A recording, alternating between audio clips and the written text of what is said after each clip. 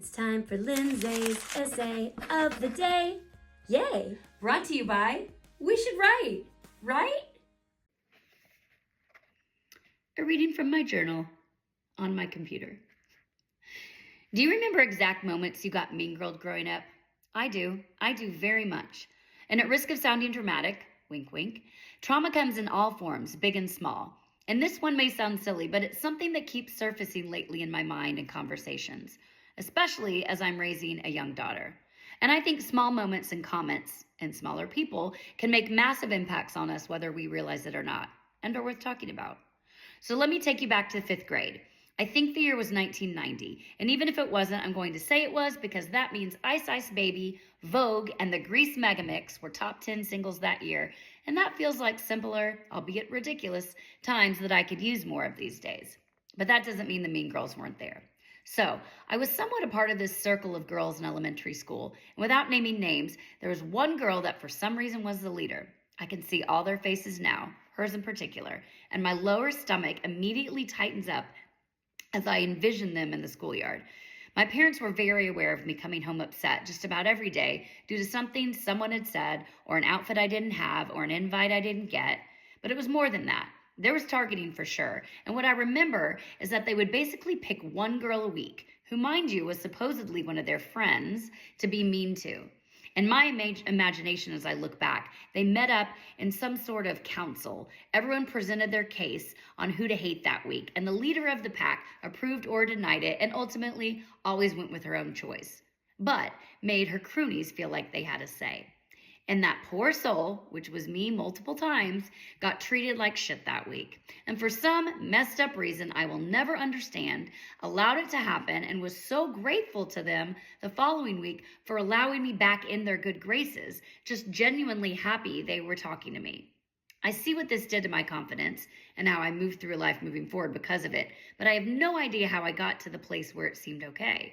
Luckily, eventually, my parents stepped in and made a bold move to get me out of that circle. But that was after the final straw, which I will never, ever forget. To some of you, this event might sound inconsequential, and for that I say bravo, for you are healed. But to me, both then and now, it's a massive turning point. One Friday night, in the era where weekend slumber parties were all I lived for, I was home with my parents watching a movie and eating Taco Bueno, which was and is still my all-time favorite fast food. Not important to the story, but it is important to my soul. The phone rang, and my mom answered, and the girl on the other end asked to talk to Lindsay. Think how exciting that must have felt back in the day, where you didn't have a phone in your pocket with multiple people calling and bugging you daily. It was literally like a chosen one moment. I excitedly answered hello and was then put on speakerphone. The caller on the other end of the line said, and I quote because it's basically tattooed on my brain, "Hi, Lindsay, this is Allie. We just wanted to let you know that we are having a slumber party at my house tonight and you aren't invited. Girls, say hi." And then everyone who was invited screamed, "Hi!" at the top of their lungs, laughed, and hung up. And I spent the rest of the night envisioning what they were doing. Watching movies, eating junk food, talking about boys, making up dances, jumping on the trampoline, planning their outfits for the next week, all without me. And the most messed up thing about it is that I sat there hoping I would get to be a part of it the next week.